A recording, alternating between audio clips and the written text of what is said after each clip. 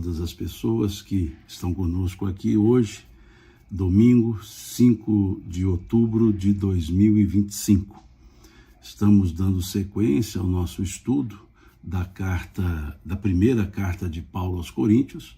Ficamos 2 domingos sem ter o estudo, eu havia explicado antes, por causa de compromissos outros com palestras que eu tinha e coincidiram esses compromissos com o horário desse nosso estudo. Então, nos 2 últimos domingos, nós não fizemos o estudo e aqui retomamos com o estudo da primeira carta de Paulo aos Coríntios, agora o capítulo 3. Começaremos o capítulo 3, que Paulo vai falar das dissensões que, de certa forma, demonstram a falta de espiritualidade. Nós teremos no capítulo 3 uma parte em que Paulo vai tratar das dissensões, uma outra parte que Paulo vai tratar da responsabilidade daqueles que ensinam, e uma parte que Paulo vai tratar da sabedoria humana sem valor quando comparada à sabedoria divina, à sabedoria que vem do alto, como é um termo muito comum que Paulo gosta de utilizar. Então vamos conversar hoje sobre isso, começando então o capítulo 3, vamos fazer uma leitura cursiva do versículo 1 ao versículo 9 desse capítulo 3, dessa primeira carta de Paulo aos Romanos, e vamos depois conversando sobre o trecho, lido.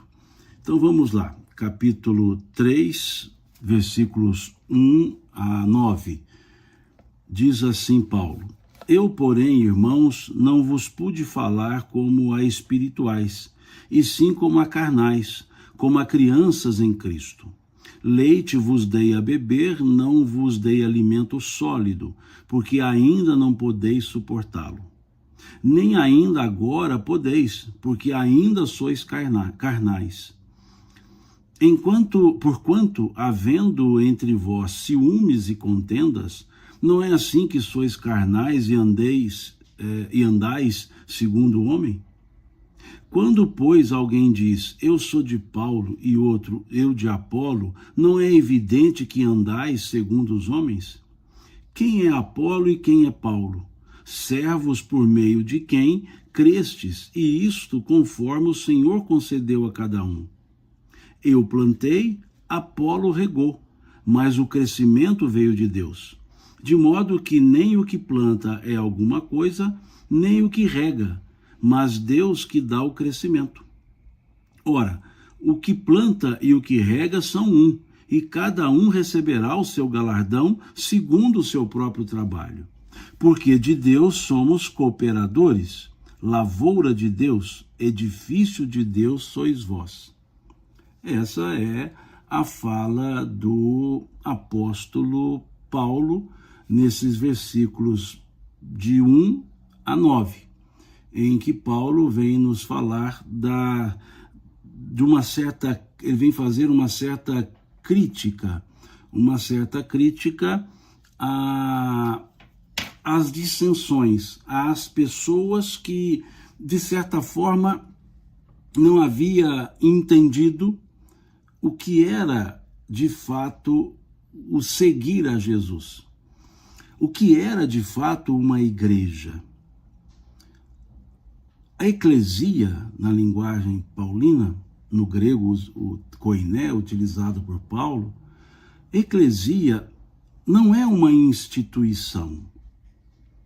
Eclesia não é uma construção no sentido material, não é um imóvel. Eclesia é a união de pessoas em prol de um objetivo. A eclesia é a reunião das pessoas e não uma instituição. Eclesia, na ideia paulina, era a reunião de pessoas voltadas para o entendimento da mensagem do Cristo. Por isso é que Paulo, aqui nesses primeiros versículos, ele faz alusão a Apolo e a ele. Quem era Apolo? Apolo era um cristão de Antioquia que havia conhecido os ensinamentos de Jesus em Antioquia, havia estado com Paulo, e Apolo era um orador por excelência. Era na linguagem do Evangelho, um pregador por excelência. Falava muito bem, convencia com a sua fala. E ele então passou, conhecendo o Evangelho, ele passou a divulgar o Evangelho. E foi a Corinto. E lá em Corinto ficou por um certo tempo, pregando. Então, Paulo também pregava. E aí então surgiu grupos de seguidores. Aqueles que seguiam a Apolo, aqueles que seguiam Paulo. Por isso ele trazer aqui essa indagação, dizendo, uns dizem sou de Paulo, outros dizem sou de Apolo. E ele quer mostrar que, ele diz assim, Paulo diz, eu plantei, Apolo regou, mas Deus é que faz crescer. Então ele mostra que tanto ele como Apolo eram divulgadores, sim, do Evangelho, mas que as pessoas não seguissem a eles, e sim ao Evangelho. E que se buscasse seguir a eles, estariam criando dissensões. Porque, digamos que não teríamos cristãos, mas teríamos seguidores de Paulo e seguidores de Apolo. E isso geraria dissensão na eclesia de Corinto. Por isso, Paulo, então, fazer esse chamamento, fazer essa alusão. Nós não seguimos a pessoas, nós seguimos a uma ideia. Podemos trazer para a nossa realidade presente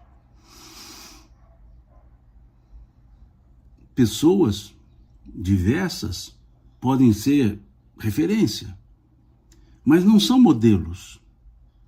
Por que não são modelos?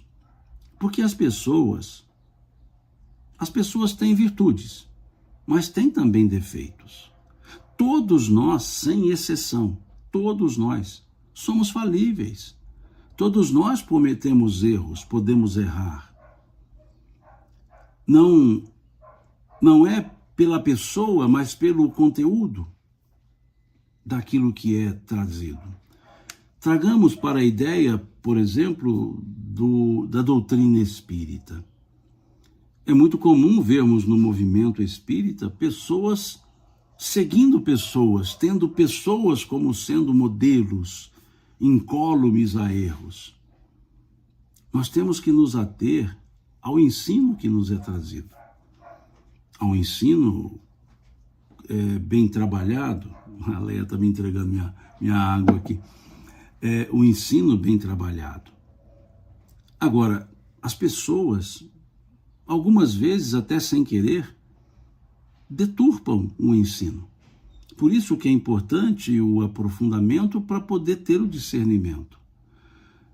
Então, é comum nós vermos grupos de pessoas colocando certas outras em pedestais. Isso é uma falta de caridade para com a pessoa que se coloca no pedestal e é uma falta também, que eu diria, de bom senso. Nós podemos elogiar pessoas, podemos verificar que na história de vida de algumas pessoas fizeram muitas coisas boas, mas cometeram também erros, porque ninguém é incólume a erros. Então aqui Paulo, para a época dele, dizia mais ou menos isso, que se seguia ao Cristo e não a Paulo ou a Apolo. E mais à frente, mais no final do capítulo, ele vai dizer, nem a Paulo, nem a Apolo, nem a Cefas. Cefas, Pedro. Ou seja, Não são as pessoas, são os conteúdos dos ensinos que nos colocam para seguir, ou segui-los. Então aqui, nesses primeiros 9 versículos, Paulo vai nos dizer isso. Então vejamos como ele trabalha. Eu, porém, irmãos, não vos pude falar como a espirituais, e sim como a carnais. Por que ele assim o diz? Porque ele diz, como a crianças em Cristo. Isso nos lembra até uma frase de Jesus, quando ele dizia, a que devo comparar essa geração, senão a crianças nas praças? O que ele quer dizer? Que não tínhamos, e olha que talvez não tenhamos ainda, a maturidade espiritual. A maturidade para irmos além das pessoas. A maturidade para irmos além das dissensões. A maturidade para sairmos dos debates infrutíferos. Vejo muitas pessoas nos seus canais tentando mostrar os erros das outras pessoas, erros conceituais, em vez de utilizar o canal para divulgar uma mensagem, para trazer o ensino. E aí não me refiro a segmento específico, vejo isso em vários segmentos, inclusive nas religiões. Vejo isso também, em parte, no movimento espírita, em que canais se preocupam mais em achar erros nas falas de pessoas do que trazer ensinos. Todos estamos sujeitos a erros. Eu, pelo menos, já tive erros e mais erros interpretativos e que me foi corrigido, e fui corrigido por algumas pessoas e refiz meus argumentos. Havia interpretado de uma forma e depois, conversando com outras pessoas, percebi que estava muito obtusa a minha interpretação. E isso aconteceu várias vezes, mas fui procurado diretamente pelas pessoas. E não um aspecto de execração. Nós muitas vezes execramos pessoas que trouxeram 100 coisas corretas e uma incorreta. E execra-se essas pessoas, em vez de orientá-las. Podem ser quem sejam. Podem ser pessoas de autoconhecimento, mas escorregaram em um ponto. Por que não conversar com a pessoa? Em vez de fazer ali um alarde. É isso que nós talvez precisamos avaliar um pouco mais. Se a nossa palavra de orientação está sendo mais de corrigenda, em vez de orientação. Aqui mesmo, analisando esses dizeres de Paulo, posso cometer equívocos. Posso errar aqui em alguma interpretação, ou interpretar de maneira não tão apropriada, mas posso ser orientado. Aqui por vocês que me acompanham, aqui trocando ideias, ou por quem assistiu depois e faça lá o comentário no canal, dizendo, olha, essa sua fala, ela está inapropriada por causa disso. Sugiro isso. Em vez de levar a uma crítica que é mais execrativa, é uma execração, do que uma orientação. Né? Então, é importante porque isso gera as dissensões. Isso gera grupos de seguidores. E acaba que os canais, aqueles seguidores dos canais, também ficam por assim dizer, obnubilados com os conceitos do canal e não abrem para perceber outras possibilidades, digamos, de entendimento. E aí cria, sou de fulano, sou de cicrano, sou de beltrano. E aqui Paulo está dizendo, ninguém deveria ser de Paulo, ninguém deveria ser de Apolo, ninguém deveria ser de Cefas, mas todos deveriam ser do Cristo, que é o que ele aqui está pregando. Então ele diz isso, né? E aí ele vai dizendo assim, leite vos dei a beber, não vos dei alimento sólido. É interessante que essa expressão, leite vos dei de beber, Pedro também a utiliza.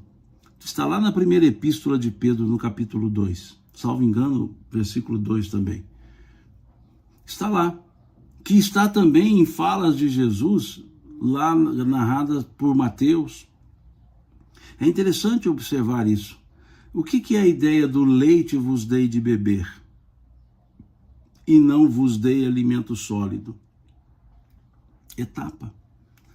Porque ele comparou aquele grupo, e hoje ainda talvez sejamos, a crianças. Ou seja, a falta de maturidade.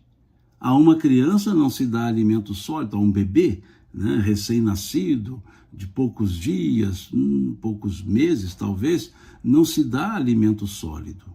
Dá-se o leite. E olha que o leite sustenta. Então Paulo aqui diz, leite vos dei a beber, não vos dei alimento sólido, porque ainda não podeis suportá-lo. Ainda, olhemos aqui o advérbio de tempo, ainda. Quer dizer que haverá um dia, como uma criança, como um bebê que vai crescendo, a alimentação vai mudando. À medida que vamos então evoluindo, o entendimento vai se ampliando, a possibilidade intelectiva vai se ampliando e o ensino vai se chegando. Que é uma fala de Jesus que está lá no capítulo 16 do Evangelho de João, quando ele diz assim, Jesus diz, ainda vos tenho muito que dizer, ou ainda tenho muito a vos dizer, mas vós não podeis suportá-lo agora. Não podeis suportar agora. E ele diz, mas quando vier o Espírito de verdade, que da parte do Pai ele há de enviar, ele vos ensinará todas as coisas, porque não falará de si mesmo, e segue. Ou seja, quando vier, há uma temporalidade. Numa outra frase de Jesus, ele disse, primeiro a árvore, depois a espiga, depois o grão para encher a espiga. Primeiro a árvore, depois a espiga, depois o grão para encher a espiga. Quer dizer, tudo tem o seu tempo. Como vemos também lá no livro Eclesiastes do Velho Testamento, todas as coisas têm o seu tempo e há tempo para tudo dentro dos propósitos de Deus, ou em outras traduções, todas as coisas têm o seu tempo e para cada ocupação chega a sua hora. Então, o bom processo educativo, instrutivo, ele respeita o nível, a possibilidade intelectiva de quem o recebe, de quem está no processo. E aqui Paulo está dizendo isso, né? Não falei a vós como a espirituais, mas como a carnais, crianças em Cristo. Leite vos dei de beber e não alimento sólido, diz ele, porque ainda não podeis suportá-lo. Ele estava falando de um passado, mas ele também fala do presente dele, dizendo assim, nem ainda agora podeis, porque ainda sois carnais. Porque ele já havia falado, ele já esteve em Corinto, ele conversou com os coríntios. Então ele disse do passado, mas depois ele diz, mais uma vez o advérbio, nem ainda agora podeis suportar, entender, porque ainda, veja o advérbio, 3 vezes Paulo usa esse advérbio, ainda, porque ainda sois carnais. E ele explica porque eram carnais. Porquanto, havendo entre vós ciúmes e contendas, não é assim que sois carnais e andais segundo o homem? Ele explica porque que era lá e ainda talvez sejamos carnais. Diz ele aqui, porque ainda há ciúmes e contendas. E aí, mais uma vez, contextualizando para o nosso momento, por que existem tantas contendas? Porque alguém quer provar para o outro que o outro está errado. Talvez nem queira provar que está certo, a pessoa está certa, mas que a outra pessoa é que está errada. É uma disputa de quem demonstra que o outro está errado. E talvez deixe de avaliar se ela mesma está correta. Talvez estejamos corretos em parte e errados em outra parte. E assim nós podemos construir um conhecimento. Naquilo que eu estou errado, alguém me orienta, naquilo que o outro está errado, eu oriento, e assim construímos um conhecimento mais seguro, mais sólido, equilibrado, harmônico. Ciúme. O que é ciúme? Talvez numa definição muito rasa, ciúme seja não querer que o outro ocupe o lugar que está ocupando. Inveja, também, numa definição mais rasa, muito rasa, inveja talvez seja eu querer ocupar o lugar que o outro ocupa. E o ciúme seja não querer que o outro ocupe o lugar, mesmo que eu também não ocupe. Digamos que o ciúme, eu quero substituir o outro por mim. A inveja, eu quero que o outro não apareça, mesmo que eu também não. Desculpe. Então, o ciúme, desculpe, né? Seria isso. Então aqui ele fala ciúme e contendas. Ele não colocou inveja e contenda, porque nós podemos invejar estar num lugar melhor, ter a inteligência, o conhecimento, melhor dizendo, de outra pessoa. Isso até pode nos motivar. Digo inveja não no sentido profundo e destrutivo da palavra, mas no sentido de que almejar um lugar. Agora o ciúme, ele é retirar a pessoa do lugar, mesmo que eu não fique naquele lugar. E o ciúme então gera a contenda. É um querendo derrubar o outro. Eu vou dar um exemplo aqui bem futebolístico de um fato que eu observei há um certo tempo.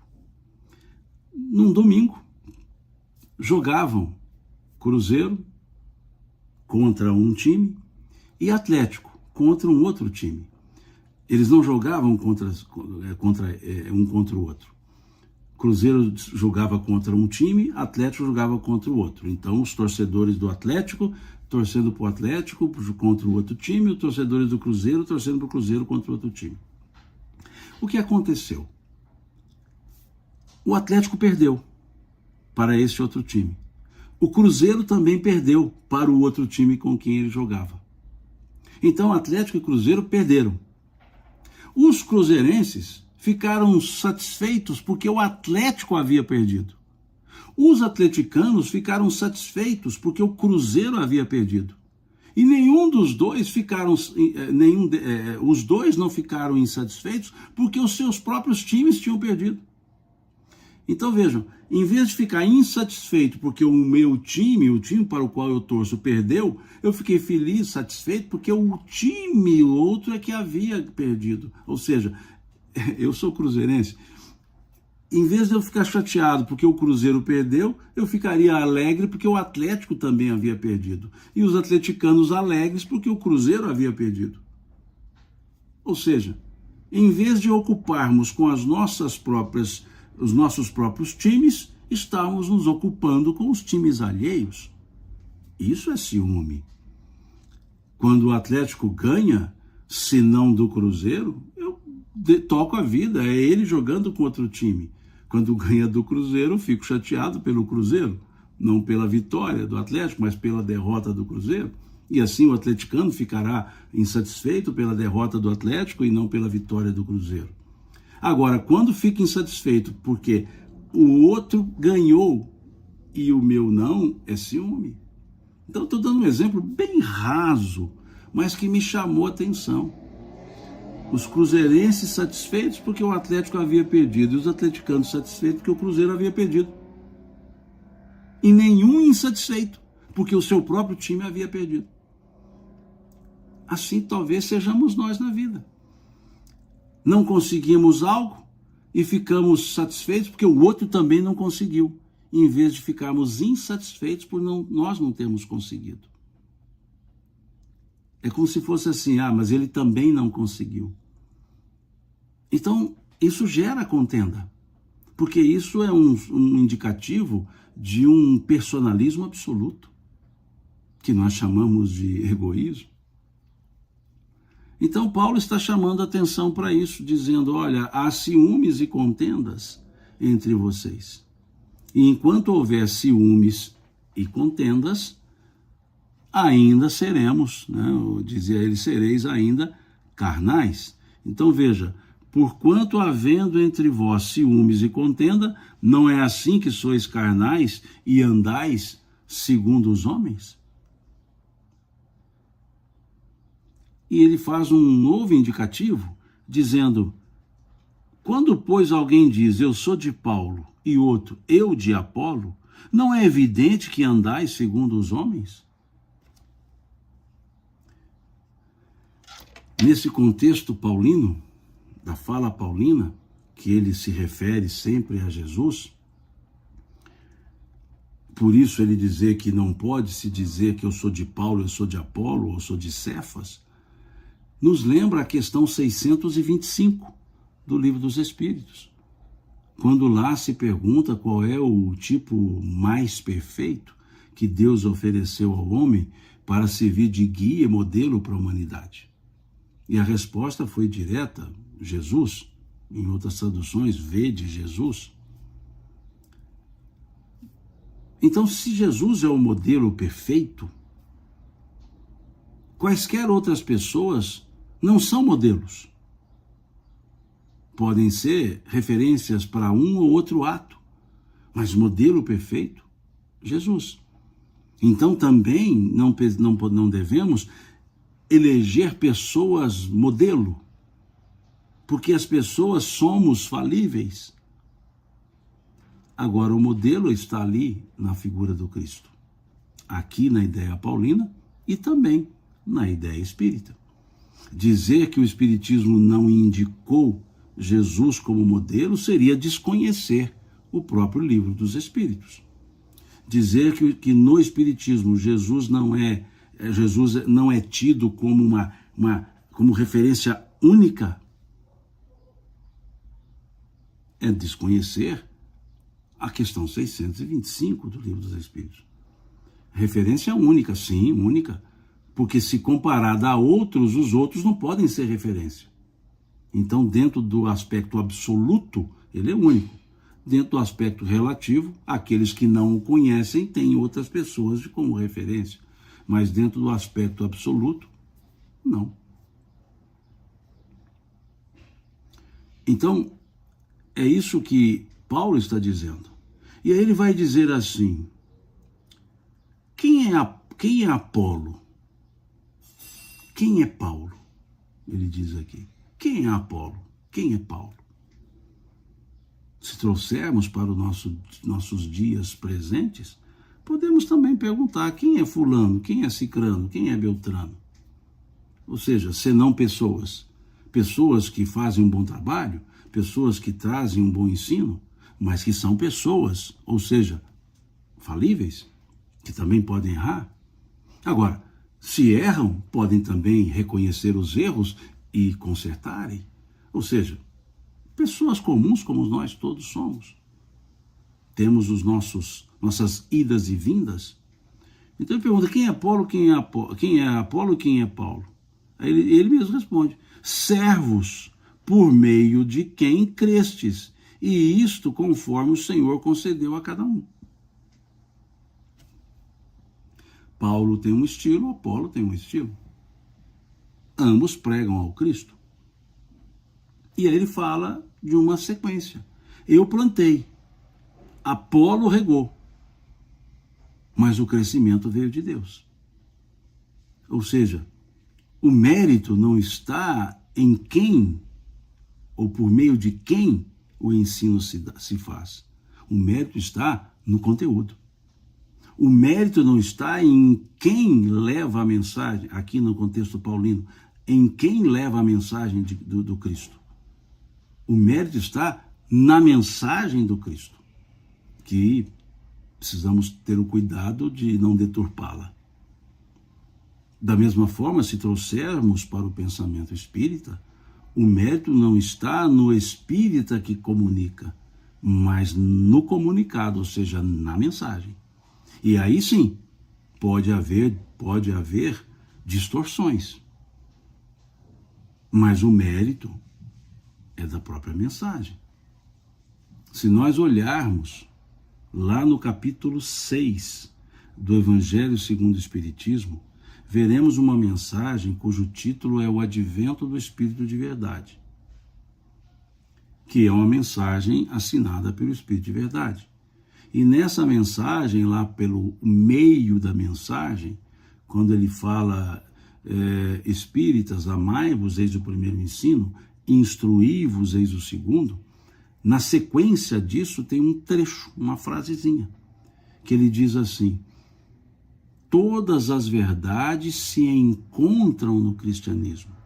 Os erros que nele se enraizaram são de origem humana. Está lá, nessa mensagem assinada pelo Espírito de Verdade. Todas as verdades se encontram no cristianismo. Os erros que nele se enraizaram são de origem humana. E aí vem a ideia, quem é Paulo, quem é Apolo. São pessoas. Aí vem a ideia, quem é fulano, quem é cicrano, quem é beltrano. Pessoas que trazem um ensino, mas que podem, talvez, muitas vezes, sem querer, sem má fé, deturpar. Então, nós precisamos sempre observar o conteúdo, não a embalagem. Tá certo que quando não conhecemos o conteúdo, nós vamos pela embalagem. Mas ao conhecer o conteúdo, a embalagem perde a força. O que vale é o conteúdo. O que vale é a essência e não a forma. E aqui Paulo vai dizer, eu plantei. Ou seja, vocês me conheceram primeiro, eu estou fazendo o trabalho. Apolo regou, ou seja, Apolo continua também falando. Mas diz ele, mas o crescimento veio de Deus. O crescimento veio de Deus. Aí ele diz, ora, o que planta e o que rega são um. O que planta e o que rega são um. E cada um receberá o seu galardão, segundo o seu próprio trabalho. É aquela ideia do próprio apóstolo Paulo, também aos Coríntios, na primeira carta, que ele diz, cada um dará contas de si mesmo a Deus. Cada um dará contas de si mesmo a Deus, dizia ele. E também vem ao encontro do que diz o apóstolo Tiago na sua epístola, quando ele diz a cada um segundo as suas obras.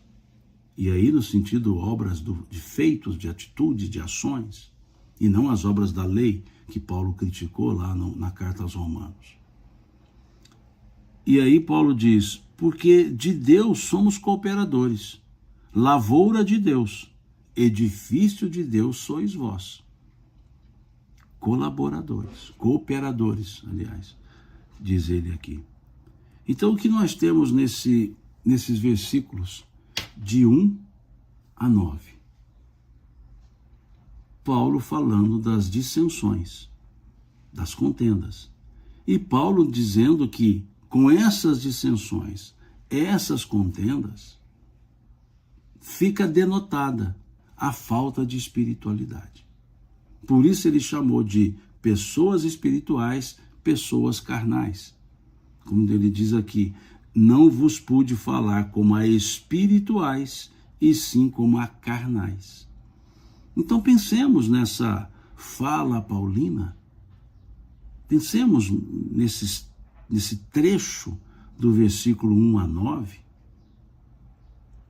e observemos se nós não estamos incursos nesses ciúmes e contendas, se nós não estamos mais olhando quem do que o que, ou seja, dando mais atenção à pessoa do que ao ensino em si, do que à mensagem, se nós não estamos trocando a essência pela forma, se estamos colocando pessoas em pedestais,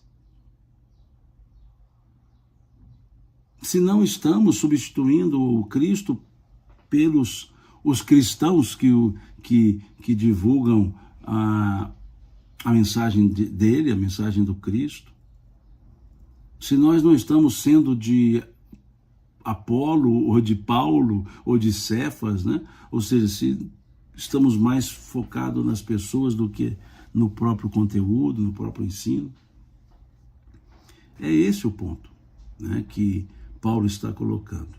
E vale para hoje, vale muito para nós hoje. Vale muito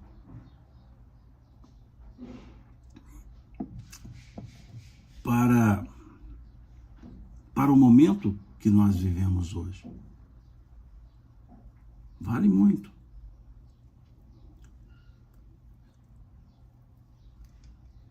Aqui as pessoas estão perguntando, vi algumas perguntas, se o Espírito de verdade é Jesus. Veja, nós temos grupos de pessoas, estudiosos, que dizem que é. Temos grupos de estudiosos, de pessoas que dizem que não é. Temos grupos de estudiosos que dizem que também é. Ou seja, o que é o grupo que diz também é? Que pode sim algumas mensagens serem de Jesus, assinadas como Espírito de verdade, mas Espírito de verdade também pode representar uma pleiade que outros espíritos também utilizam do nome. Isso é uma corrente. A outra diz que de jeito nenhum, que não é. E outras dizem que é, né? Agora veja, mais uma vez, estamos discutindo a forma. Estamos aqui discutindo quem assinou e não o conteúdo do que foi dito. É isso que é importante nós percebermos. A assinatura, ela é interessante, mas comparada ao conteúdo, o conteúdo deve ser o foco. Se vem assinado por uma pessoa, um ser de alta envergadura, mas o conteúdo é fraco, o conteúdo é que tem que ser observado. Se vem assinado por um nome desconhecido, mas o conteúdo é forte, é embasado, é orientativo, fiquemos com o conteúdo. É isso que nós devemos trabalhar. Se era ou se não é, não vem muito ao caso. Para fins de aprendizado. A mais uma vez, é estar perguntando se sou de Paulo ou sou de Apolo. Ficar discutindo se o Espírito de verdade era Jesus ou não. Não quer dizer que não seja interessante saber se era ou não. Mas não pode ser essa a discussão, digamos, o assunto principal. O assunto principal é o que foi escrito. Qual foi a mensagem? E aí, se ela vem assinada por São Vicente de Paulo, se ela vem assinada por Santo Agostinho, se ela vem assinada por São Luís, se ela vem assinada por, sei lá, por Cáritas, se ela vem assinada por um espírito amigo, se ela vem assinada pelo Espírito de verdade, se ela vem assinada por João Evangelista, se ela... O conteúdo é importante. Quando nós fitamos na assinatura, nós vamos desprezar o conteúdo. Principalmente, ou vamos aceitar o conteúdo, melhor dizendo. Se está assinado por um nome de grande envergadura, e aquele nome não é o próprio Espírito, eu vou dar como correto um conteúdo que talvez não esteja, só porque eu olhei a assinatura. Então é interessante lermos a mensagem e depois olharmos a assinatura, mas não irmos predispostos a ter uma leitura já partindo da assinatura. E há mensagens no Evangelho segundo o Espiritismo que estão lá assinadas como um espírito amigo, um espírito protetor, sem um nome. Sem um nome. Como que a nos dizer, olha o conteúdo. Então, não estou aqui chamando a atenção que não se deve procurar uma identidade, né? Kardec fez uma análise. O último capítulo do Livro dos Médiuns, Kardec faz uma análise para nos mostrar as comunicações sérias, as comunicações que ele chamou de apócrifas, mostrando que uma comunicação assinada por um espírito X, lá, um determinado espírito, guardava relação com a característica daquele espírito e tudo mais. E outra, assinada pelo mesmo espírito, não guardava relação nenhuma. Então ele dizia, olha, essas aqui assinadas por esse espírito, em tese, não seriam deles. Tamanha a diferença do estilo, essas seriam deles. Então Kardec nos ensinou a discernir, né? a discernir o conteúdo, independentemente do nome. Então, não vou entrar nesse mérito, né? Acho que não quero dizer que é uma discussão, digamos, é um assunto desnecessário. Não, mas eu diria que o tempo que nós despendermos para saber se é ou não é, poderíamos despender para aprofundar na mensagem assinada pelo Espírito de Verdade, principalmente as que estão aqui no Evangelho segundo o Espiritismo, as mensagens todas, né? Não só do Espírito de Verdade. Aquelas que Kardec colocou, ele as colocou por causa do conteúdo, com certeza, por causa do conteúdo, né? Então, só fechando esse raciocínio. E também fechando o nosso estudo de hoje, né? Que estudamos do versículo 1 ao 9, né? Do capítulo 3 da primeira carta de Paulo aos Coríntios. E aí, no próximo domingo, seguiremos do versículo 10 à frente. Pode ser que terminemos o capítulo, pode ser que não, né? Então, a princípio do versículo 10 ao 16, ou podemos chegar até o final do capítulo, que é o versículo 21, né? Não pude olhar assim as observações, deixa eu correr os olhos aqui rapidamente, as observações que vocês colocaram, né? Eu vi essa sobre o Espírito de Verdade, que eram várias, né? Aqui a Sara diz, Sara ou Sará, né? O H aqui pode dar esse tom, né? Sara ou Sarai, que era o nome de Sara, né? Sarai. O ensinamento de Paulo são incríveis e tão atuais. São ensinamentos muito interessantes, né? Alguns até dizem que Paulo criou uma teologia própria. Não vou entrar também nesse mérito, mas os ensinos em si são muito apropriados e podem ser contextualizados para os dias de hoje, né? Que afinal de contas somos a humanidade, né? Somos pessoas, né? Deixa eu verificar aqui se tem mais alguma observação. Não. Aqui o Santos, Carminha Santos, né? De Nápoles, na Itália, né? Está lá na Itália já, depois, já na parte da tarde, né? Dando um bom dia para o Brasil aqui. Muito obrigado, Carmen, por estar conosco aqui, lá da Itália. Tenho bons amigos aí. Basicamente são essas as observações, né, feitas por vocês, e vamos encerrando, né, aqui o nosso estudo desse domingo e aguardando, né? E agradecendo a vocês, né, pela presença, né? Aqui Djalma diz do Espírito Santo, quando é que vem nos visitar? Já faz um tempo que eu estive por aí, viu, Djalma? É verdade. Faz muito tempo que eu participei das Semanas Espíritas aí. Como é que chamava o centro? Chama o Centro Irmão Tomé, né? Estive algumas vezes falando aí no Centro Espírita Irmão Tomé e Vila Velha, né? Não me lembro agora as casas, né? Muito legal. Muito obrigado, né? A Sara, a amigona lá da Suíça, também está aqui conosco. Ela todo domingo está aqui conosco. Muito bom te ver aqui também, Sara, uma amiga querida. Tive a oportunidade de estar com ela lá na Suíça, né? Com muita alegria conhecer a casa, né? O grupo de estudos, muito legal, né? Pessoas dedicadas, muito legal, Sara, né? Muito legal mesmo, né?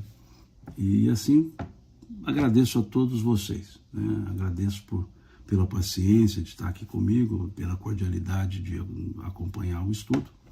E aqui vamos para o próximo domingo, né? Se Deus quiser.